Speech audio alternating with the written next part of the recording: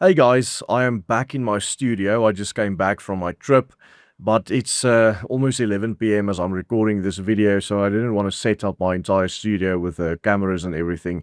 So this will be the last phone recording in a while, and from tomorrow on, the videos will look as usual. But I just wanted to get this message out to you guys. You see, this trip that I have been on was quite interesting, as it has been with some Polish friends of mine who take great interest in South Africa.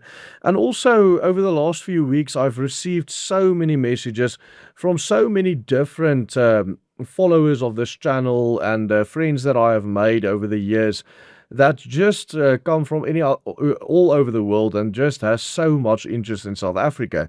So I thought to do a little bit of a deep analysis on why South Africa is really grabbing the attention of people all over the world.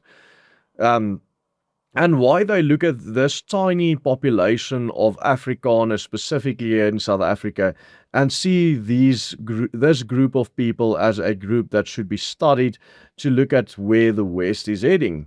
You see, South Africa is a beacon at the far end of the Western world.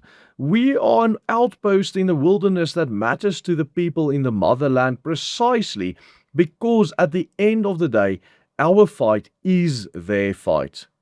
Why is it that generally people in the Netherlands, a country of thousands of miles away on a different continent, care so much about what is going on in South Africa today than people right next door in Malawi, for example? The fascination the West has with the plight of the Afrikaner people here in South Africa, and the reason so many people around the world are now rooting for us to emerge from the ashes once again, is driven by more than just empathy or sentiment. It is driven by the fact that they really see themselves and their future in us.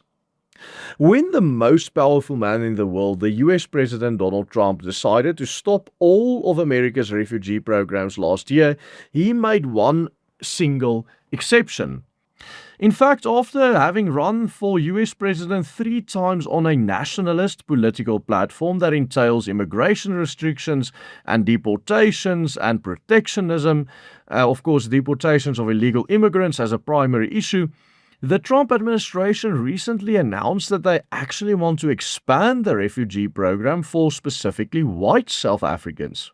In fact, of all the refugees that the United States has taken in over the past 6 months, 99.9% were Afrikaners.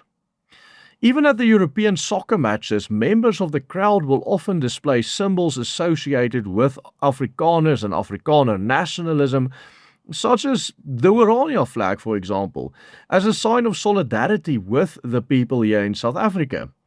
But why is it that a relatively small nation living as a small minority in a very large African country, thousands and thousands of kilometers away from most Western nations, a people without any political power or leeway, continues to grab the attention of the Western world in this way?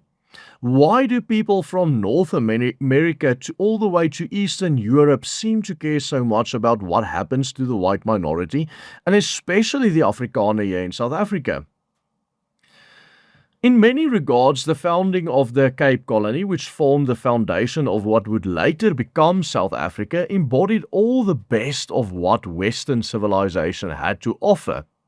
Here at the Cape, the children of the Protestant Reformation founded a new settlement, which later grew into a city and a number of free Boer republics in the surrounding areas. The Dutch East India Company, which founded the colony, was also the first publicly traded company in world history, meaning it was the first company to issue permanent shares to the public for sale, which could be freely bought and sold by the public to one another. The settlement was even elevated to a higher level with the arrival of the French Huguenots, who were largely French aristocrats and some of the most culturally sophisticated people in the world at the time. The people at the Cape soon started making some of the finest wines on the planet, and disillusionment with the latter directorate of the Dutch East India Company led to the founding of the first independent republic in the Cape, the republics of Swellendam and Graafrenet, republics which embodied the finest principles of excellent governance that the West had to offer at the time. When our ancestors later moved inland and founded several new Boer republics, of which the most famous was of course the South African Republic in the Transvaal and the Orange Free State Republic, these were internationally recognized by several, actually most European states at the time. In fact, the Dutch Prime Minister Abraham Kuyper viewed the Boers as the most notable and significant kinsmen of the Dutch people in the world. Kuyper himself even saw the migration to South Africa as an extension of Dutch nationhood and Dutch national pride.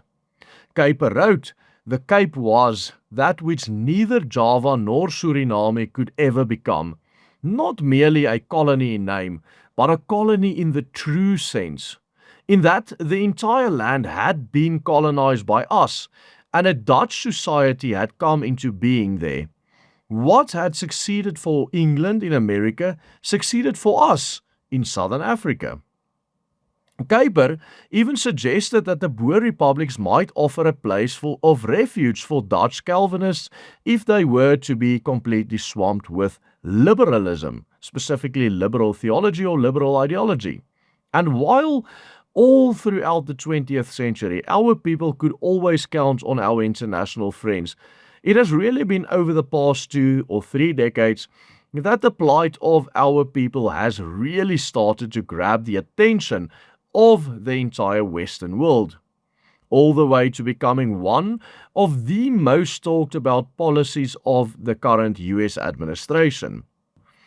And the reason this nation of just under 3 million people at the southern tip of the African continent seems to be on the minds of so many people in the West today is precisely that they see us as the soldiers manning the very outpost on the edge of civilization.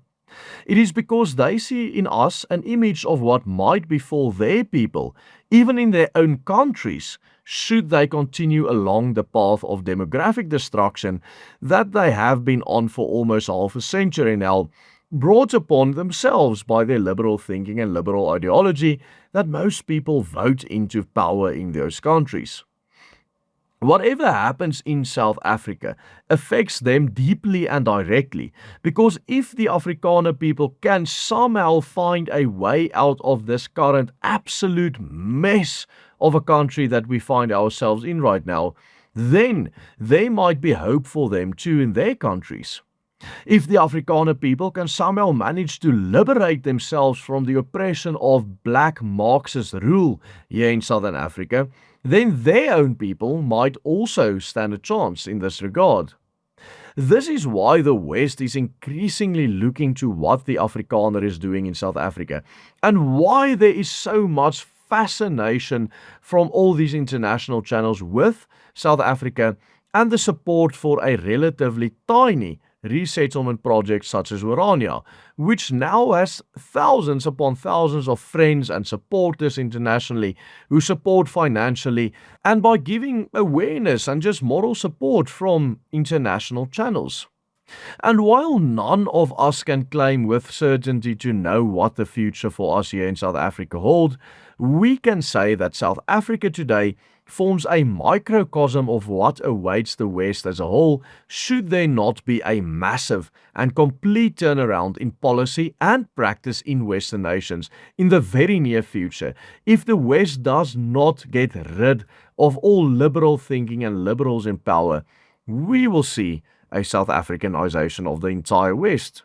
But what this also entails is that we as the Afrikaner people have a distinct responsibility. We have a responsibility to set the example of what it takes to fight and conquer even against the most devastating odds. We have the responsibility to walk in the footsteps of our forefathers and once again embody the very best Western culture has to offer. We as a people have a responsibility to inspire all the nations of the Western world in their fight for demographic and political survival. And, in this regard, openly confessing our faith in the one true living God, Jesus Christ, as a witness to his rule over all the nations of the earth is absolutely paramount. Because ultimately our hope only lies with him. We at the Willem Petzer Group remain committed to the struggle not only of our people, in particular the Afrikaners, but of our Western civilization in general. And this is why we continue to make these videos, such as this one, where I'm sitting here at 11 p.m. speaking my heart out to you guys, aimed at changing people's hearts and minds and inspiring them to fight for the future of their children too, as I'm trying to do for mine every single day.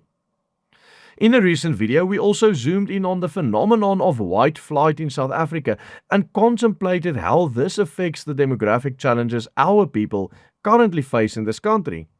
You can check out that full report. It was really an excellent one in my opinion, by just clicking on this link appearing on your screen right here. And please do take that crucial step to support the work we do here at the Willem Petzer Group by becoming a paying member. Simply follow the easy steps on the banner below. Takes 5 seconds. Goodbye and God bless.